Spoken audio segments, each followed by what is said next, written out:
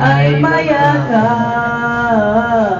Nagsilapit naman agad ang soldadong mararas, para parang nagsisunggab.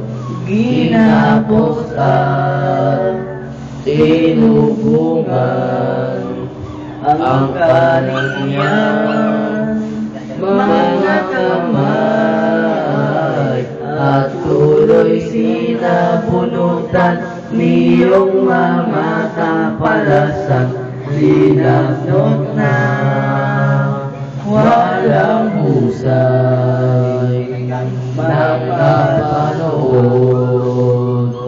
ni Pedro ang inasal sa maestro.